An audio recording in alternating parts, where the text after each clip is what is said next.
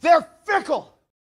Yo, what's poppin', all my peeps? It is I, your host of the most Renaissance man who always thinks he can, and your champion of the peeps, Patty Pitts, back once again in the Art of Streams to bring you another edition of the Raw Rewind, part of Pitts and Sara's wrestling show, where we take no nights off. And it's not just me, Patty P, here in the Art of Streams. I am joined, as always, by the best of the West. You can't forget about Sara Marshall. Was popping, girl. Hey, yo. Hello. What's popping? How we doing? Not a whole lot. Cranking away. I can just see the clattering away. Yes. Sorry. The off-season time Mm-hmm. for the pay. We got the draft already happened. I think we're definitely a couple weeks away from that. I'm seeing shit online, like pictures and content of Stephon Diggs in a Patriots uniform. Mm-hmm. Weird. It's weird. Yeah, I'm excited though. I'm very excited for it. A lot of other shit I'm seeing online, wrestling shit, because Raw was last night. Hell of a show. We have NXT tonight. More shit's gonna go down. And then we got SmackDown this week, and then Backlash. Yippee! And then Backlash on Saturday. Sara and I were just chitting about the card. Only 5 matches. Mm-hmm. Weird. Mm-hmm. It just I like the card so far. My only critique, sorry, Papa Paul, but just throw a tag match. Just throw a tag match in there. I don't know. I'm old school. Yeah. I mean, it could still happen. Very much could. It's Tuesday. The show is on Saturday, and we have SmackDown in between that. So anything can happen in the WWE. Mm-hmm. So we gotta keep that. We gotta keep that in mind with the go home show for Backlash on Saturday being last night. Before we jump into our actual thoughts about it, start. We'll go 1 to 5. We'll keep it in a small scale, but 1 to 5 thoughts on the show last night. 1 through 5, like 5 thoughts. 5. No, like 1 through 5. 5 being it was awesome. 1 being. I feel like it wasn't as great as people were saying it was, like from start to finish. So I'd probably give it like 3.5. Okay, that's a bad. I feel like it's middle of the road. Like, yeah, there were moments that were good. Like some of the matches were really good. But I didn't like love everything. It just, yeah. I'll agree. I'll stay with a 3.5. I would say like I want to go 4 because I mean the main event probably makes it a 3.5 in my eyes. It was around a 3, 4. Mm-hmm. I mean, not a wow, holy shit. I'm turning on Backlash this weekend. Not in that just with the way things are going, you have the Seth storyline going on right now that is dominating. That's kind of where our attention goes. And the other stuff is not filler, but it's just a nice bonus. You have the Judgment Day nonsense going on. You're intrigued by that.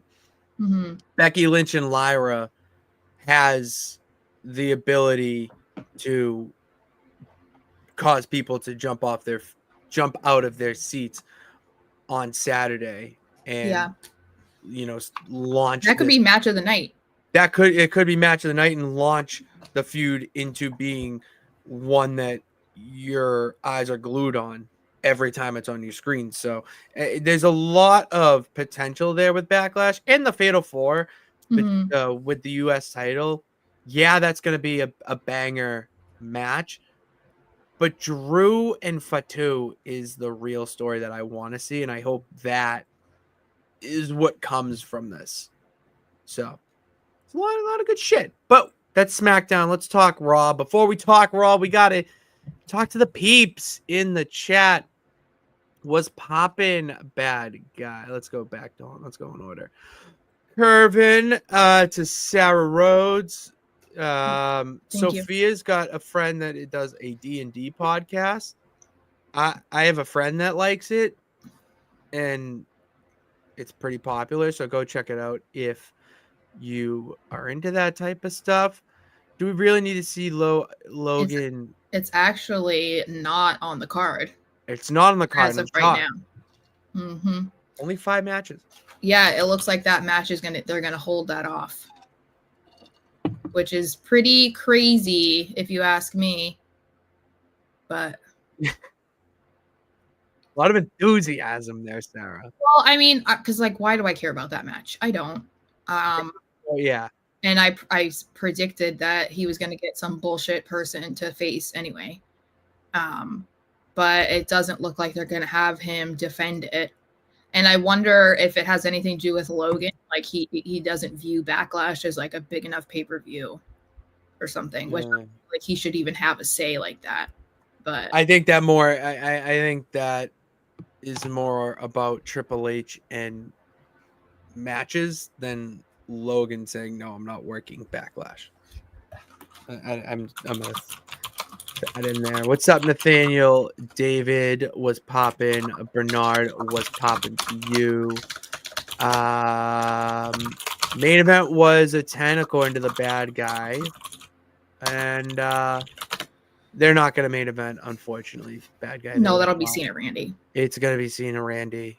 It's the match that actually is going to be. No. I was thinking something else.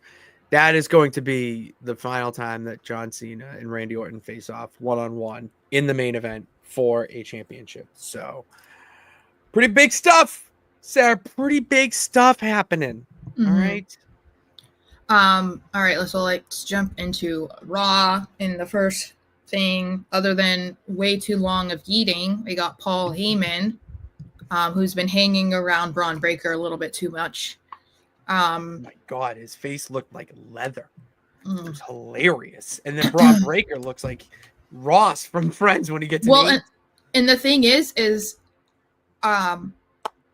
Braun puts on like bronzer or something before his matches, because if you see him like at meet and greets, and if you saw him at like meet and greets at Mania and stuff, he's normal tan, so it's like he doesn't need it, but whatever. Anyway, so Paul Heyman comes out when Jay is about to talk, and I would say that he definitely cut the promo of the century, because this is the kind of stuff that we needed, I would say, probably like 2 weeks ago, just to have like an actual explanation for why Paul Heyman did what he did.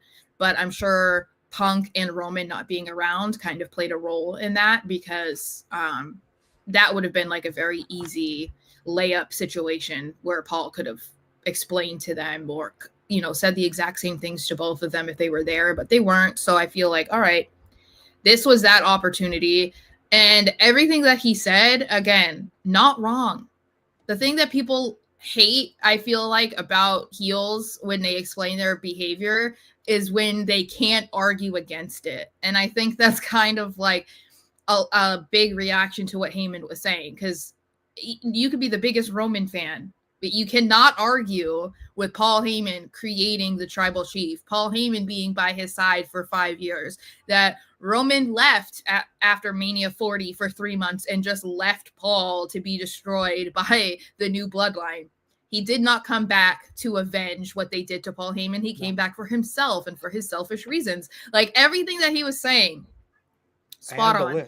I have the list right here of what he said. It's a checklist. Mm-hmm. Just wanted to walk his best friend down the ramp at WrestleMania in the main event. That's been a dream of theirs, mostly Punk's, for 10 plus years. Did it. Boom. Then he finds the big dog, turns him into a tribal chief. He built the bloodline for over 5 years, the 1,000+ day title reign of Roman Reigns. Lost because he's distracted by Seth Rollins. Mm-hmm. Boom. He did not lose Seth Rollins. Roman did. And he left him after that loss to deal with the Tongans. Mm-hmm. On top of that, Jacob Fatu, only to be put through a table in Madison Square Garden. And then when he does come back, he's going after the Ulufala, just a necklace. He's not going after his wise man. So, to be honest, I'm on Paul's side.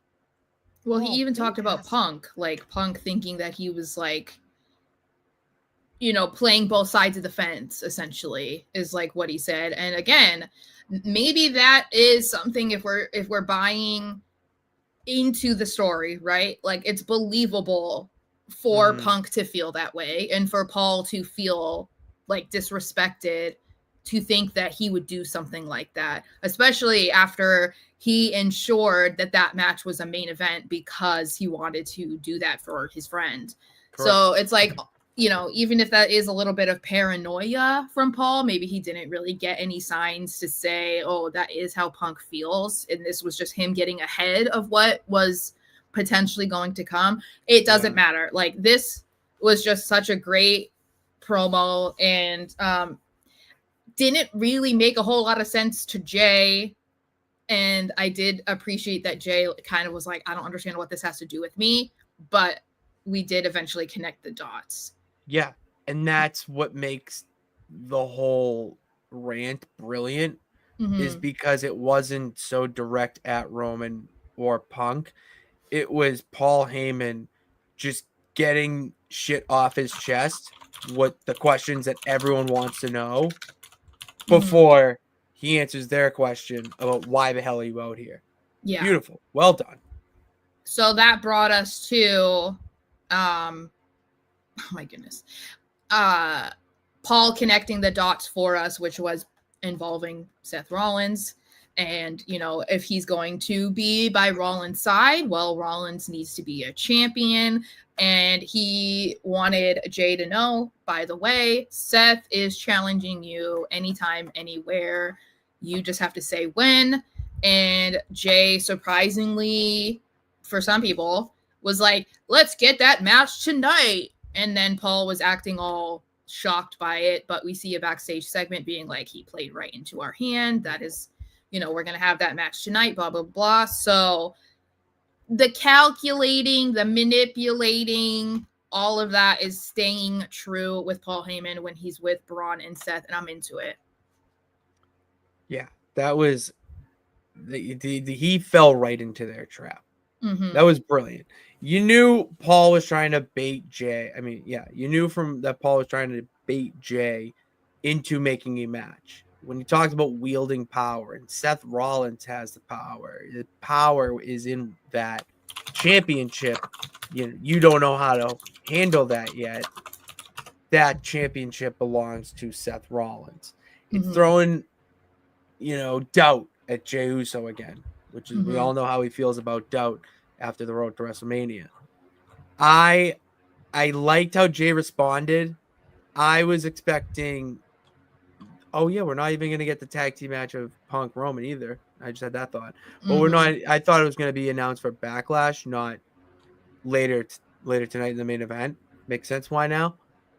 But I was for it. It makes Raw exciting. It makes Raw on Netflix worth watching. And they said it on the show that it hasn't been defended on Raw in 7 months. So I'm a fan of it. I'm a fan of it now. But yeah. The bad guy says Heyman also has a bad habit of turning on all his clients. Brock in 2020, Punk in 2013, Brock in 2022, and Roman and Punk both this year. Brock in 2002 is what he meant. Do you know? Do you know who he turned on Brock for? Punk, right? In 2002. Oh, no, I don't remember. Big Show, Survivor Series. Oh, that's disgusting. Did he ever turn on Curtis Axel? I didn't think he had to. I don't think he had to. Yeah, I think he might have gotten released. I don't know. I'm just gonna. Well, he managed Ryback too. Oh, that's I'm like 90% sure. Oh my god, he did. Yeah, remember he like kissed him. Ryback. Yeah. Anyway. God, that was terrible. Such a bad idea. Yeah, not great. Also, I don't really understand where this is coming from. Make poop, but whatever. What we do Um, every day. Anyway, so JD McDaddy got a match with Penta, which I was very excited about because, we knew that was going to be a really good match before even seeing it, and it was. But of course, there was chaos because the Judgment Day, Finn is trying to kind of get JD back on his side because he doesn't feel like he's 100% with him still after he didn't let him know, hey, I'm coming back. And he just showed up at Mania, right? Or SmackDown? What was it? It was Raw. Raw. It was Raw to help yes. defeat Penta. Yeah. So there was all this drama, and I don't know. I enjoyed this match. I like that Penta is like getting put in matches that are with guys like JD who can really hang with him, because I think that a lot of people can get exposed when they're not necessarily in a bad way, but when you're going against a luchador, like if you can't keep up with them, the match can be pretty bad no matter how great you are as a wrestler individually, because the styles are so different. But JD is so good because he's a high flyer, and he's like, I would say he's like our current era's Dolph Ziggler of selling. Like, he's up there. He's definitely up there. He's incredible. So I enjoyed this match. And then obviously this led to being announced that Penta will face a Dirty Dominic Mysterio for the IC title at Backlash. Yeah, as he should. This match is going to cook. I see something brew with the Judgment Day here. I know that Finn Balor was wearing a Latino cheat shirt. Yes, but it's all strategy. Yeah, let's come on. You can't mess with a guy who he's trying to play both sides. Come on. He's like, hey, like, you know, when he said to Dom, I got to clean up your messes now. Well, we're talking about in a second. And then it's like, oh no, I'm just kidding. Ha ha ha. But then he's wearing a Latino cheat shirt, but then he's out there for, you know, the match for JD. And it's like, oh, JD, I'm here to help you. Cause like, we're cool. It's like, there's just so much going on. And I guess it's something, I don't know how I feel, because I feel like, well, I don't know how I feel. But I think the implosion of Judgment Day, I really hope that whenever that happens, that it delivers, because they're really dragging this out. And so we've seen in the past when they've done this, it didn't deliver. So I'm just not with Judgment Day, but with other groups and stuff. It's the same thing with like Theory and Waller, which we'll talk about. It's like, it better be good when you finally do it, because you've been teasing it for so long at this point. Like, it has to be good. And it looks like we're going to get, you know, Dom and Liv or somebody, whatever, to turn on Finn, or they're going to kick him out, whatever it is. And it's felt like that for like 6 months. So see, I don't know when it's going to happen, but going off of what you said, it needs to be big. You're right. The implosion of Judgment Day does need to be big because of how it started and where it's gone. Mm-hmm. Do you see that implosion being Liv turning on Dom?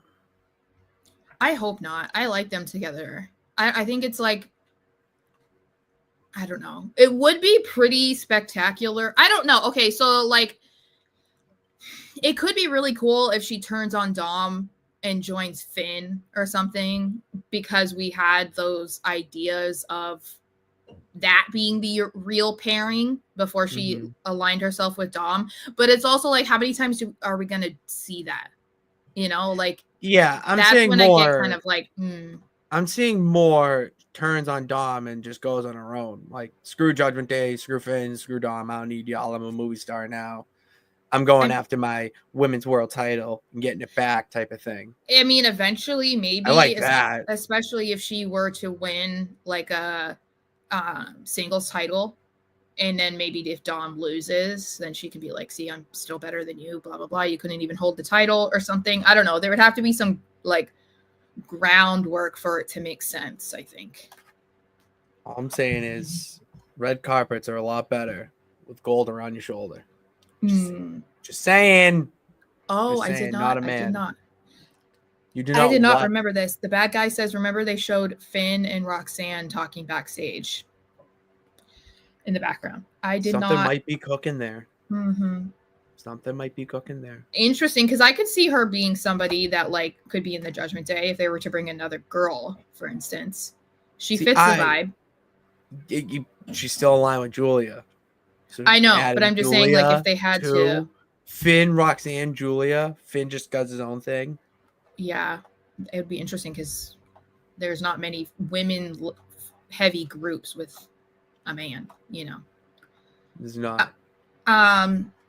Moving on to Brutal. Grayson Waller. So we finally get to see A-Town Down Under on TV again.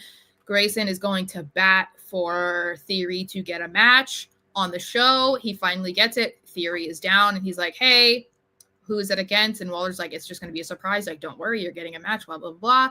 And we find out that it is against Sheamus, who has been off TV and seemingly benched, cough, cough, Nick Khan, cough, cough, for the last like 3 months.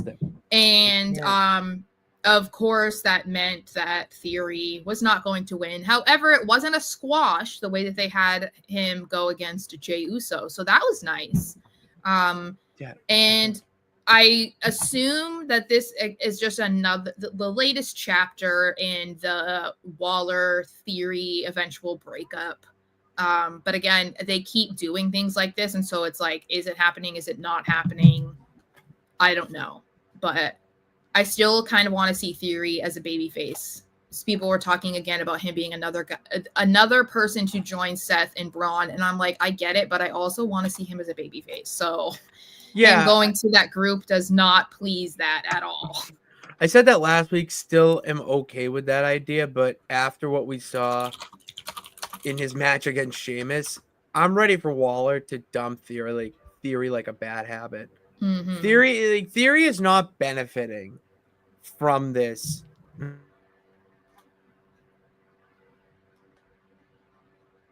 duo. He's not benefiting from A-Town Down Under anymore. Grayson Waller is the one benefiting from A-Town Down Under. He's the one who just went on the press tour in Australia. He's the one that is throwing him into matches, and then when he needs some help, he's just off to the side. He's just off to the side at the announce table. Waller's ready for that singles run where he could be competing for Dirty Dom's Intercontinental Championship, or to really shake things up, throw him on SmackDown. Just cut it and don't have anything come about it. I don't care at this point. Have him compete for the U.S. Championship. Need to get fresh meat in there. So it's... Well, maybe not... Yeah, maybe IC, not US. Well, I'm just in general. Yeah. I don't care. Just get them. We'll figure that bridge when we cross it and get to it. I'm just saying for now, just dump them. Like, we don't need A-Town Down Under anymore. I think Austin Theory would be much more beneficial to your show as a babyface. Well, and I think that they need to have that moment again, because remember there was that one moment on SmackDown, I think, where people were actively cheering for Theory to turn on him, and it didn't happen. And I just hope that if they do that again, that they don't miss it, because it feels very similar to the Otis and Chad Gable situation, where it was like there was that one night where everybody was chanting for Otis to do it. Oh, there was a time to do it. And they didn't do it. So then when they did, it just like didn't hit the same. And I hope that's not going to be the situation with Waller and Theory, because I really think that the audience could easily get behind Theory if they do it the right way. And then if they have obviously a feud after that, it's not going to be one that people are like, oh, bathroom break, or I don't care about this. Like, no, they're going to be invested in Theory because of that buildup and that excitement of him finally turning on who he thought was his friend. So I think that's what they should do. And I hope that it doesn't come down to a situation of, Triple H isn't the biggest Theory fan because he was Vince's guy. Yeah. That is always a concern. And I feel like that's pretty BS, because like you can have your favorites, but like you can't turn a blind eye to talent when it's right there. Like Theory isn't a diamond. We know that. Like he obviously needs to be like polished and whatever, but he's really good in the ring. He can cut a promo, but he would probably be better cutting promos as a babyface. And that is a guy that can lead your company in 5-10 years. And you shouldn't be sitting on it because you're like, well, we don't really have anything to do with, for him. Why? How do you have nothing to do? He knows what it feels like to be that kid in the audience, rooting for the ultimate good guy or just any guy in general for no apparent reason except that you love them. We saw that he's explained. He's explained it in his fandom on different interviews. We've seen him on press tours already, and when they go to visit hospitals to the sick children. I know they just did that last week too. He is someone that you could make a world champion in this company. He has it. He has it. And that's the thing. If they didn't feel like he was a good person or like a good representative of the company, they wouldn't have him go out and do something as serious as meeting with sick children, It's like that just seems so that contrasts so much of like how they treat him on the weekly programming, because like it was him and Waller with EO Sky this last one. And I'm like, you literally have A-Town Down Under with EO Sky. Well, it just shows how much they value both of them too. Well, and that's what you would think, right? So it's like I have high hopes that maybe this is going to evolve into something, and this wasn't just, oh, Sheamus needs to face somebody because he's back, so let's like throw them out there. Like I hope that it will be beyond that, but I'm hoping so too. We shall see. I am hoping so.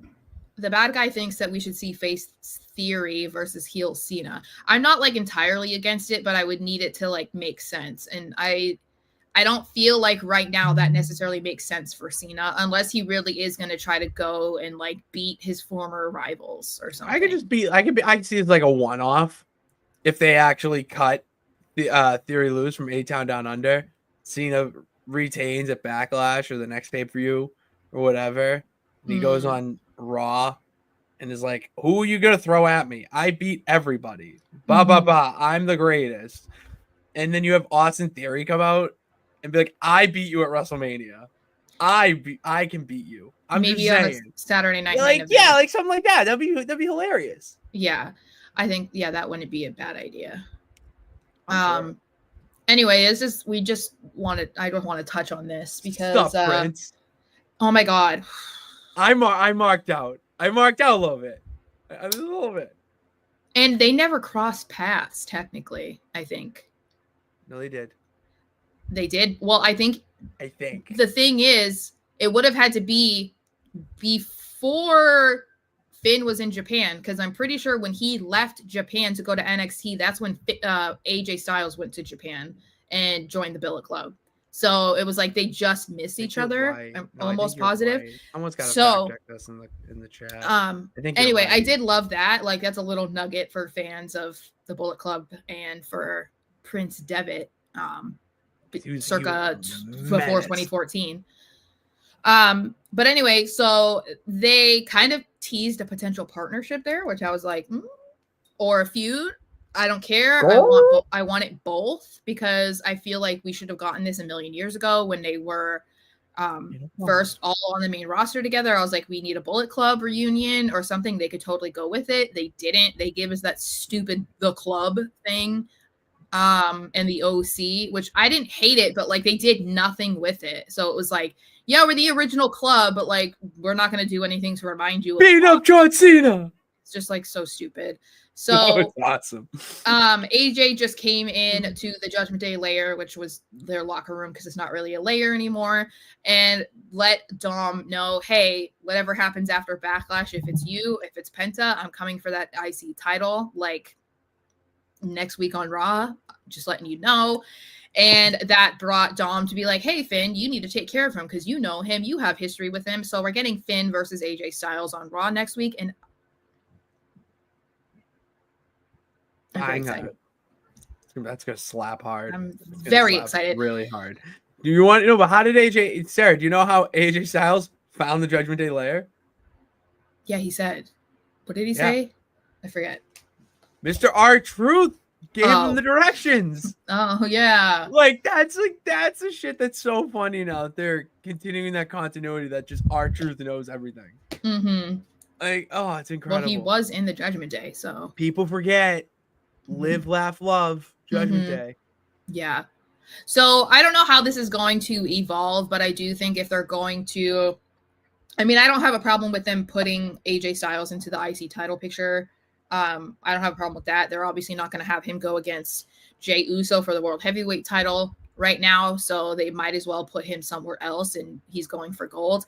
If that means that he's going to be going after Dominic, that's fine. If this ends up being that he's just going to feud with Finn Balor, that's fine with me too. Like, I don't care, because I think no matter what it is, if it's that, because obviously Dom, I would assume, is going to retain, because they're not going to have AJ Styles go against Penta. Like, well, they could, but it's like that's not going to be an actual feud. They're both baby faces right now, and you don't want Penta to be put down in any way. So, I don't know. I think it has potential to be good, really good. Oh, it's gonna be awesome. It's gonna be great. Yeah, it's gonna be great. No need to ask. He's a smooth operator. I appreciate that you watch and that you like it. Alien technology. Thank you. Sarah, what do you think of the smooth operator memes going around? I've seen them. My sister is currently obsessed with Penta's walk, so she was like, I think she's been watching those videos and stuff. So tell her to walk to smooth operator. It hits different. Well, she doesn't have TikTok, so I would have to try and find something for her. But tell her to follow. Does she have Twitter? Tell her to follow V. No, she doesn't have Twitter either. She deleted her Twitter. She only has Instagram. Oh, I don't know. Yeah, I don't know if Hang 'em High has made it to the Insta. Triple H. Anyway, moving on to Becky Lynch and Lyra Valkyria, and that's right, it's Becky Lynch, not Becky Hogan. Got into a little tiff with one of our commenters who called her Becky Hogan, and I was telling him he was wrong, and then he was getting very upset about it. This is just another example of why she's not Becky Hogan, because when's the last time Lyra was this relevant on the main roster?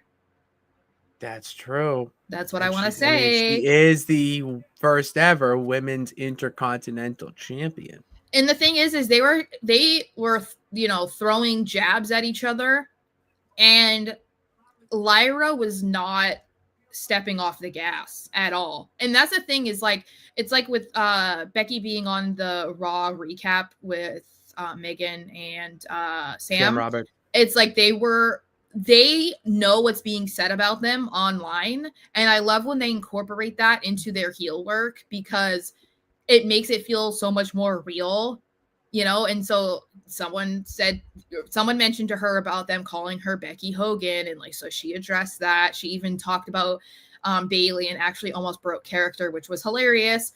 So my rosebud right now.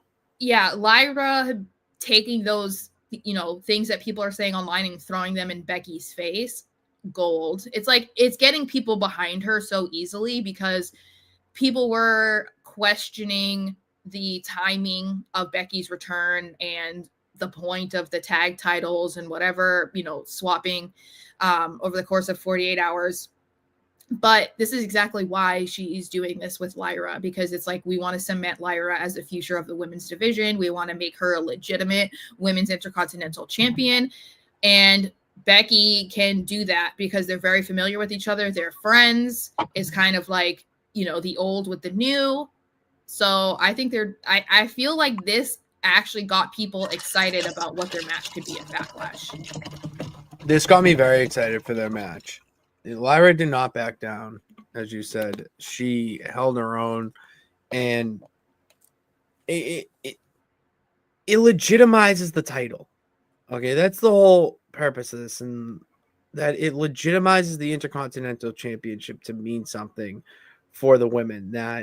That's what Becky wants, because of everything being said about her, and taking out the trash in Bailey and recycling in Lyra. That's what this is all about, is making the Intercontinental Championship worth something instead of just something that's defended once every Raw every month, one Raw every month. Yeah. So Well, because and people have different interpretations, I would say, of what it takes to legitimize a title, because there's an argument to be like, Lyra has already done that because she's put on what was 2 or 3 weeks in a row that she defended the championship, and like every single match was fire. But in the eyes of a lot of people, that's not enough to legitimize it. Like it depends on who you're facing to legitimize it. So it doesn't matter that it was Dakota Kai or Ivy Nile or whoever she was facing, right? Like facing a Becky Lynch is somebody that is going to get those people to be like, okay, wait a second, no. And that's why Becky's probably going to win it at some point. But again, it's just putting more credibility to the championship to make it look desirable beyond just the women that people think are going to be associated with the mid-card title. And it inevitably props up somebody like Lyra, like in the long term, because obviously whenever Becky, I would assume, wins it, she's going to give it back to Lyra. It's just like the hot potato at first that I don't typically love. But in a situation like this where it's very clear what is going on, and that is to legitimize Lyra, then I think it's fine. And I think that's good for everybody. And Becky is great for wanting to do that. Mm-hmm. Yeah, this is what I've been saying. The bad guy says Charlotte needs to take notes on how to get others over. This is what Tiffany Charlotte was supposed to be. Exactly.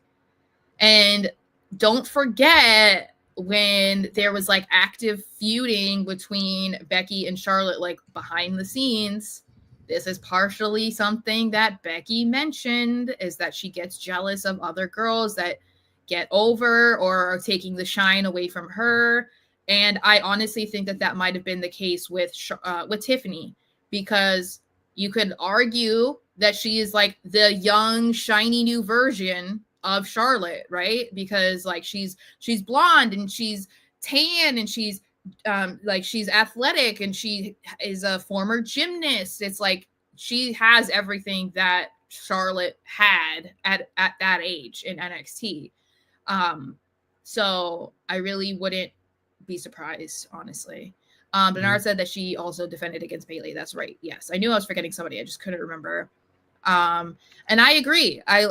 He also says, I love how Becky is helping Lyra out in her heel run. I think that's why it makes so much sense. Like, I didn't get super hung up on when Becky returned and that they won the titles. Like, I didn't love that they won the tag titles at Mania, but people wanting her to turn on Lyra at Mania, that didn't make any sense. None. Like, it made more sense for them to win, like have 48 hours of happiness and then turn on her like on Raw, you know, like that was something that we needed to see. It also helped Liv and Raquel because it made them like the winningest women's tag team ever.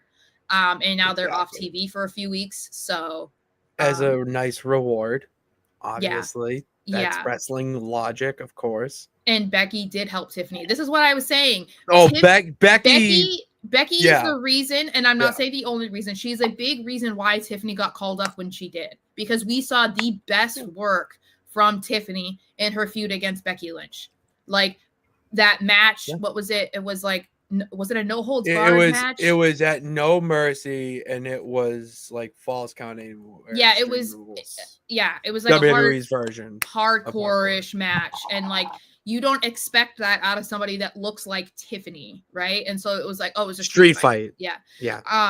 So I really do think that is what propelled Tiffany to the main roster, and you know, she's done the work and is the reason why she's there now. And it's unfortunate that we didn't get to see more from her and Charlotte, but you know, it is what it is.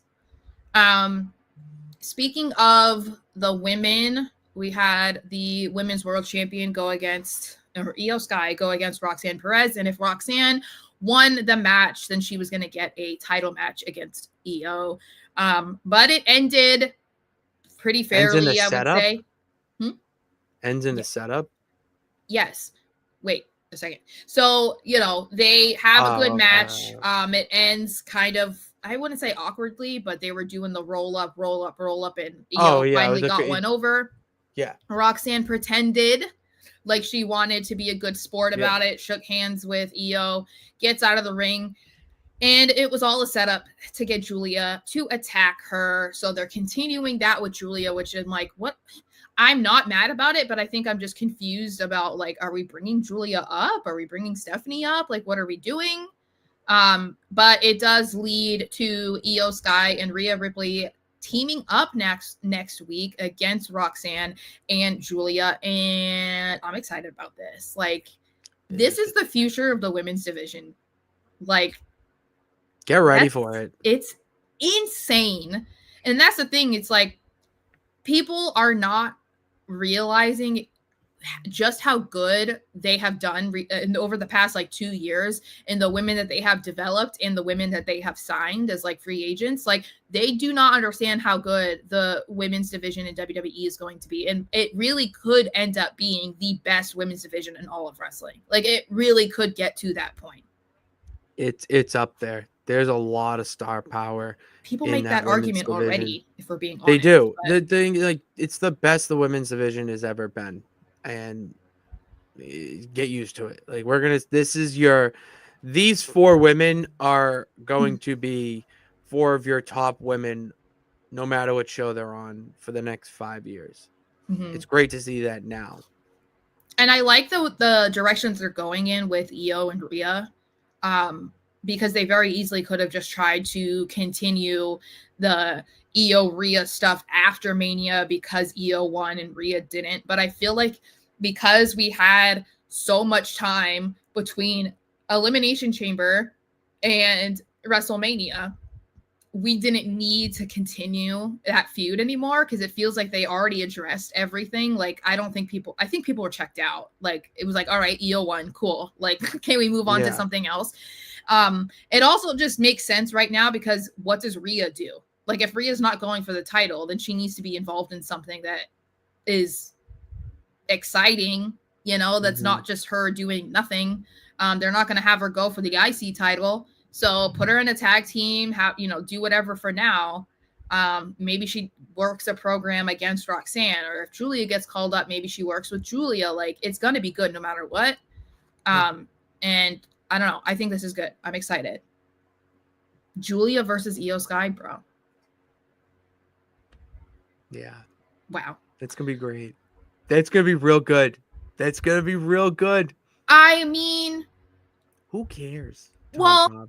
But cares? see, Tom, are you with me that feel like wins and losses actually mean something? Because I guess I'm like in the minority most of the time where I feel like wins and losses can mean something just depending on the situation. I don't mean it matters all the time, but I think that like in certain contexts it does. So I can understand, but I could see them winning in some sort of fluky way.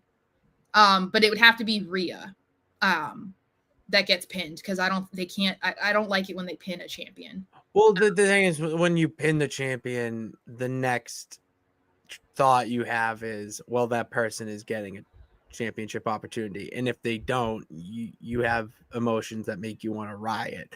I get that. Yeah, I get it. So I'm okay. Yeah. I don't love that.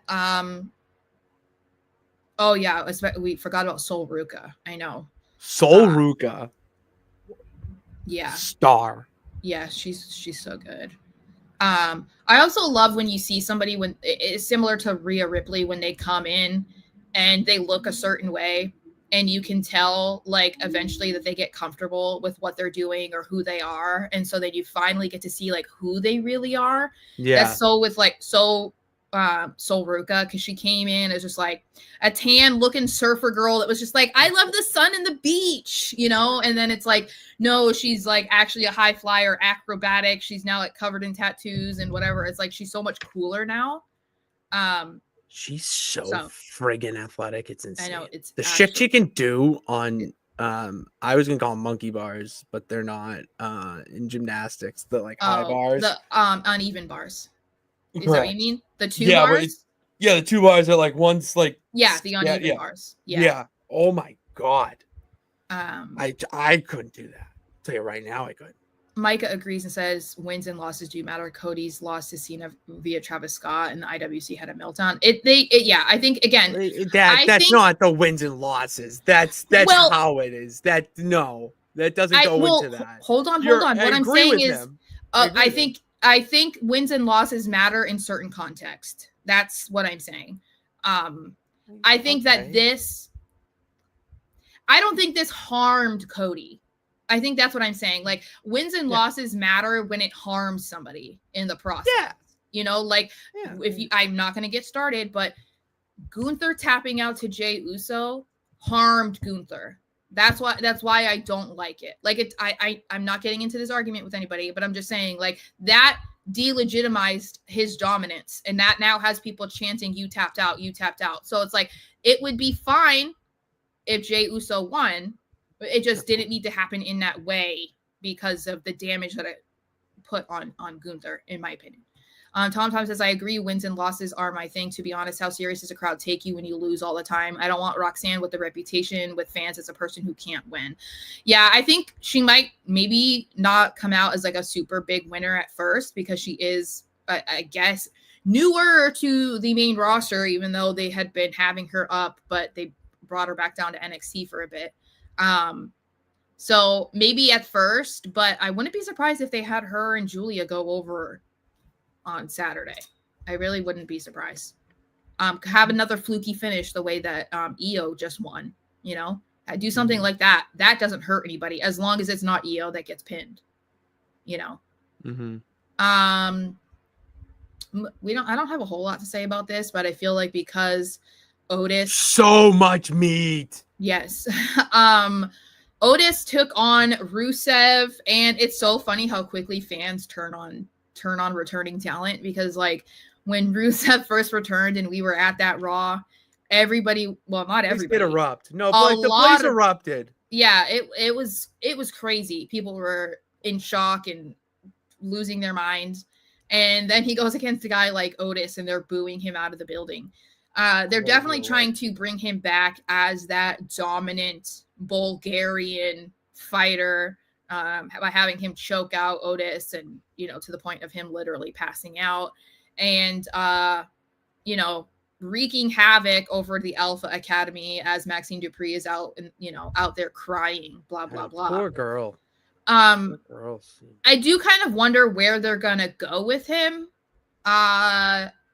Because I don't think it would be well received to immediately throw him into like the world heavyweight title picture. I also don't think you can do that and have him lose, but because that again defeats the purpose of you trying to make him look like this dominant, scary dude. So that doesn't do any favors for him or for Jey Uso. Obviously, I guess he could go after the IC title at some point, but I don't know. It just feels like they brought him back, but they don't necessarily have a plan for him. You know, like he came back as in the middle of like tag teams fighting, and then he's beefing with Otis. Like I don't know where we're going. Big meaty man slapping meat. That's where we're going. Yes. That's where we're going. There's big meaty men slapping meat. That's what that was. There's not that many meaty men for him to work with now, though. Exactly. Bronson Reed. Bronson Reed's nursing that. I know. Happy Nurses Week to all our nurses out there. It is Nurses Week, if you didn't know. I didn't even know. Yeah, happy Nurses Week to all you nurses out there. So Tom doesn't like his generic gear. I think that the shorts would be fine if they had like the Bulgarian flag colors or something. You know what I mean? Something that was reminiscent. It's very of Miro. His trunks. And maybe that's what he's trying to do. Maybe he wants to kind of get away from being that guy in WWE that everyone was like, he's the Bulgarian brute. Like it was all about him being Bulgarian and like aligning himself with Russia. Like that kind of stuff is like corny. So I'm sure maybe that's what he's trying to do, trying to be more of the Rusev that he was as Miro, but like obviously the way that WWE wants to see him. Yeah. Oh, Rusev versus Gunther would be great. Yeah, just not right now because they're not going to want Rusev to lose. So, and I'm not here for any more Gunther losses. Sorry. No, he's just no. You can't have him lose to Rusev. Yeah. But speaking I've of, seen that there.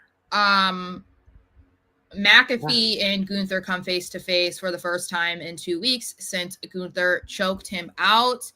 I was kind of hoping he would do it again, but he had some restraint and made sure to not touch McAfee. McAfee went on another long spiel. Yeah,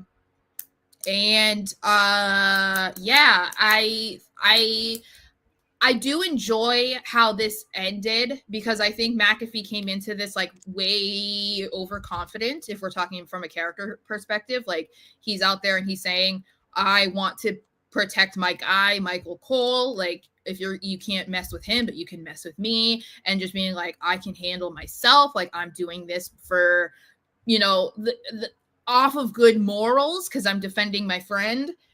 But I do think he poked the bear a bit. I would like to believe that he did. And I think it was WWE that posted about it too. It was like they posted the clip of Gunther responding to like, I don't want you distracted. Like, you're on this losing streak. And he was like, "Oh, you're going to have my undivided attention. Like, don't you worry. I'm going to maul you, slam your head down on the mat, choke you out until you drop like a wet towel." Mm-hmm. Until you drop like a wet towel. Tell me that does not paint a picture in your mind on how he's going to. Gunther's really good at that. Like that T-shirt that was like, "Wrestling for you is like reading Shakespeare to a dog." It's like you just immediately are picturing it. Zack Sabre Jr. But Gunther definitely is like fed up. He let him know, like, "Oh no, he's done. You have my attention. You're getting what you want," because McAfee again was a little bit overconfident, and you could tell afterwards, or even as Gunther was saying it, McAfee was kind of regretting. Oh no, McAfee's like, "Shit, what the hell?" That's what I mean. Like he was like, he did. "I talked a big game, but I don't know if I can back it up." Because like at the end of the day, he's just a commentator.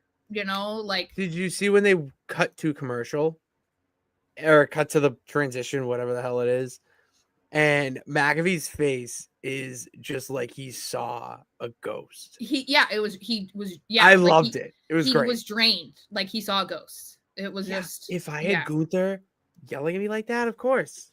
Well, and because the thing is he was so restrained, like I said. Like the Gunther that we had been seeing over the past month. I mean, look at what he did to Jimmy Uso. Look at what he did to McAfee, right? Like that is a guy that is out of control. And so I think a lot of people were expecting that. I mean, I just said like I would have loved to see him choke out McAfee again, but we knew that this match was happening, so they weren't going to do that. But like the Gunther we've been seeing feels like that's what would have happened. So the fact that he did the complete opposite, and the only thing that he did was saying like, "I'm gonna have my hand on your neck" or whatever, and he just like grabbed his neck. It's like he could have done a lot worse than that. So I'm hoping that they deliver. I do think that this match can be pretty good, because obviously McAfee has had some pretty good matches in his limited wrestling career. If I'm being honest, and we're not getting into predictions yet, I am not 100% confident that Gunther is winning this. Okay. And I don't love that for me.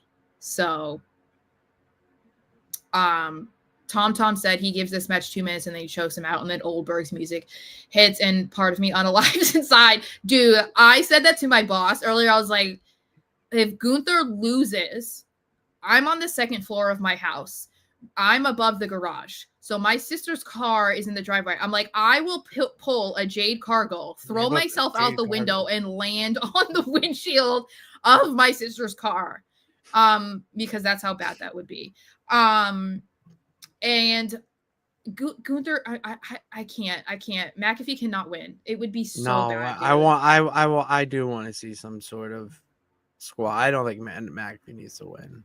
I would like to see Gunther win. I also hate Goldberg returning. I don't think that's gonna happen. I'm sorry. I don't. We're thinking way too with Vince brain. I'm going to keep it in the back of my mind, obviously, because this whole Goldberg thing has been teased for the past year, and then there were reports out like before Mania, like that Goldberg was really training for his comeback and his retirement tour. And so it was like, is that going to happen at Mania? What's going to happen? Blah, blah, blah, blah. So I feel like it's definitely possible that it could right now. The problem that I have is if you're going to come back on your retirement tour and you're like 78 years old, you cannot go over. It's like a tradition in your retirement match that you fucking lose. So like you cannot come back and have a program with Gunther and you go over. Like that is I agree. Irreparable damage to Gunther if they do that. And I'm telling you, I would be done. I would not watch Raw. If they did that to my guy, I'm done. I am cheering for the return of Walter to the Indies. That's what I'd be doing. Because that would be terrible. He has to go out on his back Tom. He's gotta lay down for that 3-second tan. You know what I'm saying? As John Cena says. Yeah, he needs to be retired. Like, this is the thing. There's no reason for Goldberg to win anything. You came back when you were like 52 years old and you won the fucking title, dude. What else? Why do you need to come back and top that? Like, they can't do that. They can't do that. You're not John Cena, okay? You're not. No. Moving on to the main event, which, as we know from the beginning of the show, was Jey Uso versus Seth Rollins. I'm obsessed with Seth Rollins. That is my GOAT. I mean, my current era GOAT, if I'm talking about real GOAT, is John Cena. But, like, you know, this era's GOAT, it's Seth Rollins. So I was very excited. And this match, everybody was going ham about it in the chat before we went live. And yes, it was really, really good. I don't particularly love the fact that Jey Uso kicked out of a stomp and a pedigree. I'm also somebody who doesn't love that WWE continuously has almost every single match people kick out of a finisher. I'm kind of old school in that way. Like, a finisher is supposed to be like a finish, you know? So the fact that there are matches where it's like Cody Rhodes just put on 8 crossroads in this match and somebody kicked out every time. It's like, get a new finisher then. Like, we can't, you know, no one Protect has your really. finish. Yes, and that's the thing is like the stomp coming back, first of all. I feel like that is grounds for it to even be protected. But it is what it is. So I don't love that, but obviously they're trying to, and I say this in like 80% not disrespectful. They're trying to make Jey Uso look like a credible world heavyweight champion. So the fact that he's probably only going to face somebody like Seth Rollins once, if not one more time, if Seth is the one that takes the title off him, they need to have him look good against a person who is a legitimate world heavyweight former and, you know, future champion. So, yeah. Do you have any thoughts about the match? It was very good. I thought the match was very good. A great main event. First majority of the time, I thought Seth was going to take it off. I know. Because of the false finishes and the spear into the pedigree remains one of my favorite counters. It's almost like the way that he has done that since he adopted the pedigree. It's like, I wish that we could see that a little bit more because, again, it could be like the modern era RKO out of nowhere. No, yeah, it could. I'm a big fan of it. And like, it was entertaining. You know, it's like, it proves, all right, Jey Uso can go. That's just my thoughts from it. I mean, the ending to it is different from my complete thoughts of the match. So, I would like to think that this is the SummerSlam main event and that Seth Rollins wins. That's what I want to believe. That makes sense. Especially because this match ended in a DQ. Why, Sarah? Why didn't it DQ? Tell the because your Lord and Savior CM Punk came back. Let me tell you something really quick. I am not like a CM Punk fan. You know that. But why am I warming up to CM Punk? Because he's awesome. I am like because my boss earlier was like, how would you have booked Gunther losing the title? Like, if it wasn't Jey Uso, like, who would it be? And I was like, well, I didn't really think about it. I was like, I would have liked him to keep the title for like another 6 months to a year, just so that he could have had proper feuds and proper stories and like continue to be the Gunther that he should have been. Like if he could have had a proper world heavyweight title run, I wish he would have kept it longer. And I was like, honestly, I wouldn't have been mad if it was Punk that took the title off him, because we were talking about how Punk was probably going to win the Rumble, or we thought, and that was his way to main event Mania, and he was going to face Gunther, and we were like, okay, Gunther's losing, so it was going to be Punk. And so then my boss is like, what is going on with you talking good about Punk? And I was like, I don't know, dude, but Jey Uso brings this out in me, apparently. There's always someone where there's always someone you're gonna hate.